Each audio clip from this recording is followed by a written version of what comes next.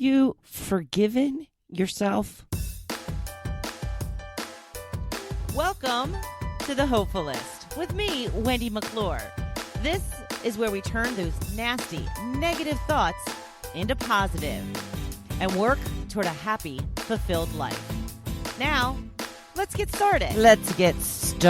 All right, it is a new week. I'm a little bit late. Sorry about that. It's been a crazy, busy time, but busy is good, right? Busy is good. Makes you feel productive, makes you feel like you're actually doing stuff that matters in this world, so it's all good. But I am just a little bit late. But that's okay. You forgive me, right? Thank you. I do appreciate that. If you aren't following me on social media, please do. At The Hopefulist on Facebook and TikTok. And at _Hopefulist on Instagram. That is where you will get your daily dose of inspiration and positivity. Also, check out my website at hopefulist.com to check out some of the services that I have to offer. Thank you for tuning in as always. Always happy to have you here. Starting out with the quote of the day. This one comes from Eckhart Tolle. Ooh, it's going to be deep. The essence of who you are does not lie in the past. What matters is what you are willing to do now. And I want you to keep that in mind as we talk about today's topic of forgiving yourself. When it comes to forgiveness, it's so difficult to forgive people who have wronged us, but it's even more difficult to forgive ourselves for some of the things that we have done wrong. When we think about toxicity, we typically think of things that are outside of us. Toxic people, toxic situations, things that we invite into our lives, like social media. But what about your own thoughts every day? Are the things you're saying to yourself on a daily basis toxic as well? We've talked about self-talk. That is not really what this is about, but self-talk is the number one thing that will make or break your life. You talk to yourself like you're a piece of crap, your life will be crap. If you talk to yourself like you are empowered, like you are in charge, like it's all up to you, then you will live the life of your dreams. It's really true. It comes down to that.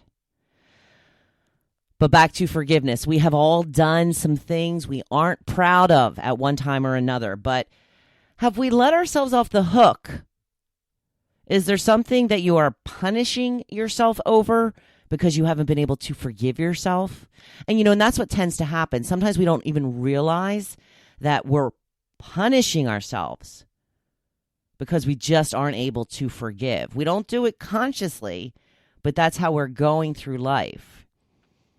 Do you think of yourself as a horrible person because of this thing? Well, of course you're going to act, and your life is going to be according to what you think. If you think you're a horrible person, you won't get all of the wonderful things that are due to you. Because I'm here to tell you, you are not a horrible person, especially because of one thing. It's time to let yourself off the hook.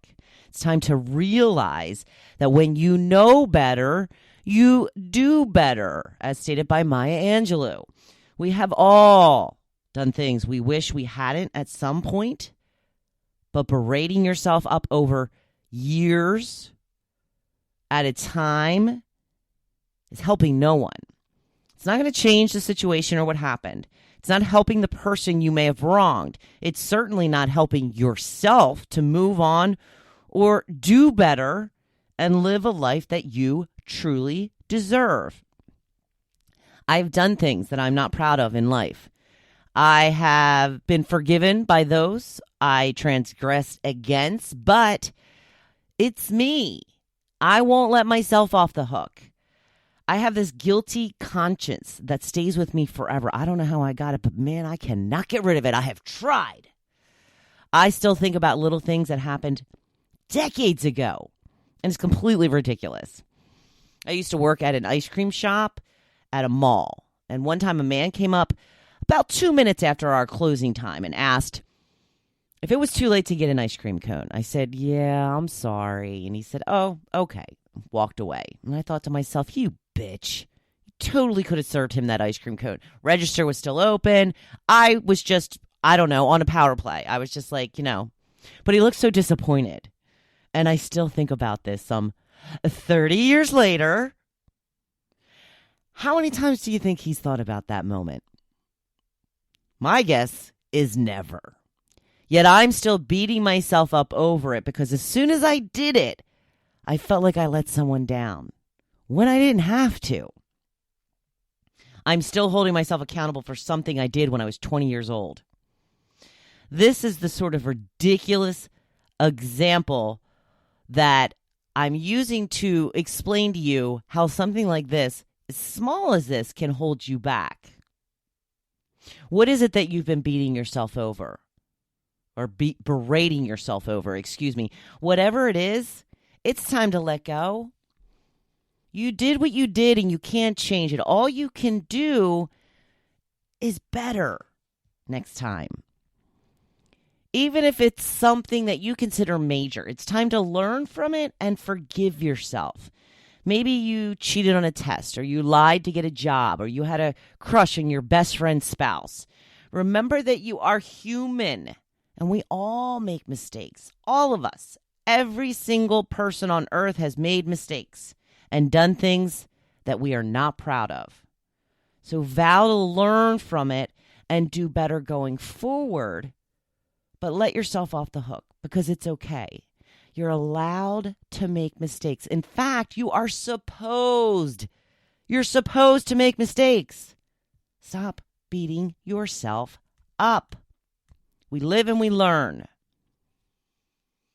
Or maybe it's something you're doing over and over again. Maybe you're trying to lose weight, yet you can't stick to the eating regimen you have set up. So every time you eat something you shouldn't, you shame yourself, berate yourself, and call yourself names like loser, failure, fatty, or anything that keeps you mired in self-doubt and misery. Listen, here's the thing. We all have habits and patterns that we have been stuck in for decades. And it's extremely difficult to break these cycles. We're stuck in them. If you have been using food for comfort for the last 40 years, you won't be able to suddenly stop one day and never fall back into that pattern. I believe it's about baby steps, making constant small steps that change your behavior over time. One of my favorite examples is when I was a kid and a snowstorm was coming, we would race to the store and stock up on junk. I mean, we got everything. We got chips, ice cream, donuts, you name it, we grabbed it. And we literally ate our way through the storms. Keeping in mind that I grew up in a diet household. My mom was always on a diet. There was never any junk food in the house, ever. So these storms were literal food fests, and we all looked forward to them. Jump ahead 20 years when I'm living on my own and see a storm is on the way, I automatically want to go stock up on junk food. And I did at first. Then I told myself, okay, this is not a good habit. This is ridiculous. This was a pattern that needed to be broken. So I stopped stocking up when I saw a storm was coming. And those first couple of snowstorms, I don't remember specifically, but I'm sure I went through my house and ate anything I could get my hands on just because that is what I was used to. But over time, I calmed down and it became just like any other day. Like I said, those first few snowstorms, I probably went through whatever it was that was in my pantry, but at least it wasn't bags of chips and gallons of ice cream and cookies and donuts. Now, don't get me wrong. I still love a steaming cup of hot chocolate while watching the snowfall, or making sure I have a good hearty soup, or maybe a stick-to-your-ribs comfort food like meatloaf for dinner. But what I don't do anymore is run to the store and buy bags of chips, boxes of cookies, and gallons of ice cream. But it took time to change, and it did not happen overnight. Mostly you have to become aware of your patterns in order to change them, and that is usually the hardest part. You can change anything in your life, but you have to have reasonable expectations. Nothing will change overnight without some sort of yearning or falling back into old patterns at some point. And it's all okay. There were many storms. I sat there and I craved the chips and the ice cream.